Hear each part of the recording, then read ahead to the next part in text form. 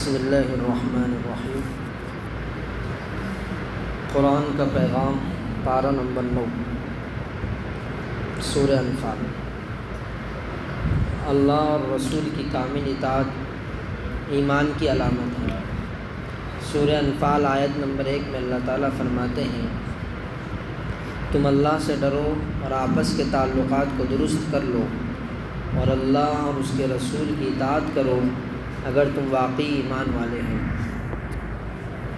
اللہ اور رسول کی اطاعت سے منہ نہیں موڑنا چاہیے۔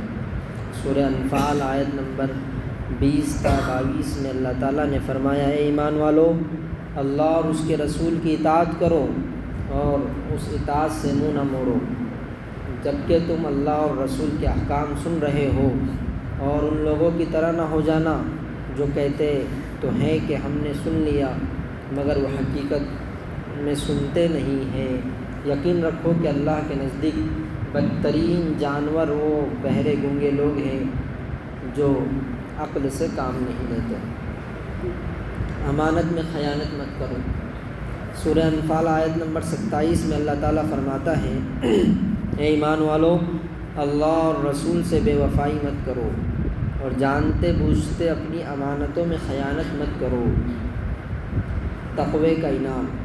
سورہ انفال آیت نمبر 29 میں اللہ تعالیٰ کا ارشاد ہے، اے ایمان والو، اگر تم اللہ سے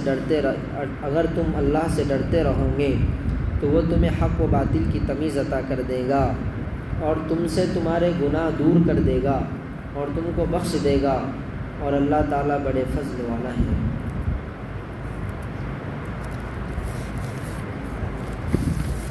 پارہ نمبر 10، آپس میں لڑائی جھگڑا کے دو بڑے نقصان۔ سورہ انفال آیت نمبر 46 میں یہ نصیحت کی گئی کہ آپس میں لڑنے جھگڑنے سے بڑا نقصان ہوتا ہے۔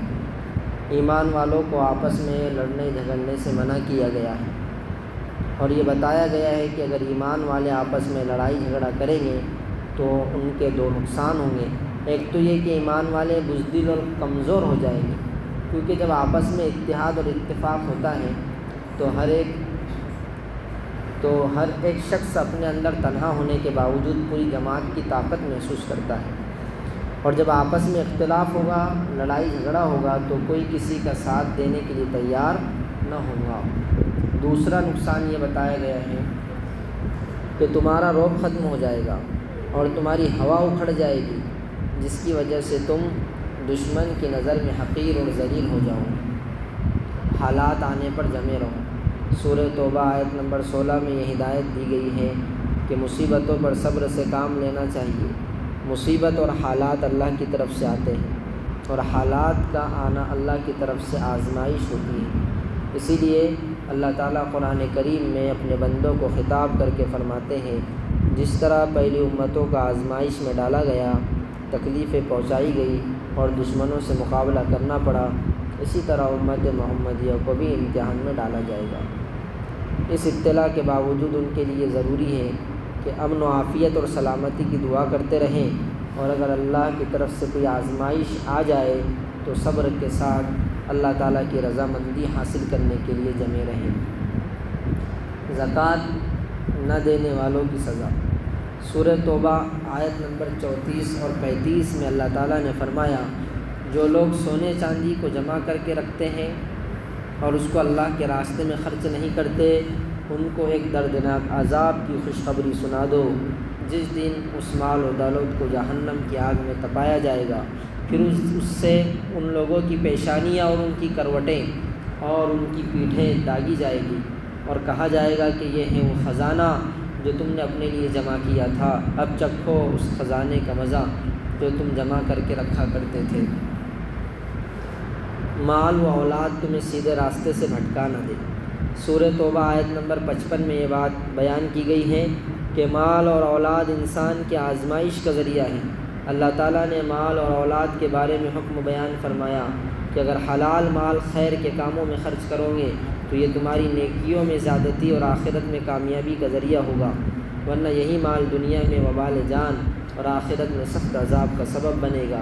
اسی طرح اگر اولاد کے دین اور آخرت کی فکر کی تو دنیا میں ماں باپ کی آنکھوں کی ٹھنڈک اور آخرت میں نجات کا ذریعہ بنے گی، اور اگر دین سے دوری اور آخرت سے غافل رکھ کر صرف دنیا کے عیش و راحت میں مصروف رکھا تو یہی اولاد ان کے لیے دنیا میں تکلیف اور آخرت میں عذاب کا سبب بنے گی۔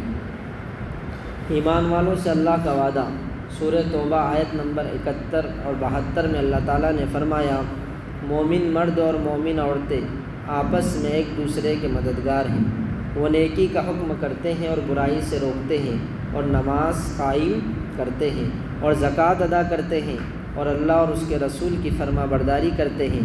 یہ ایسے لوگ ہیں جن کو اللہ اپنی رحمت سے نوازے گا۔ یقیناً اللہ تعالیٰ زبردست حکمت والا ہے۔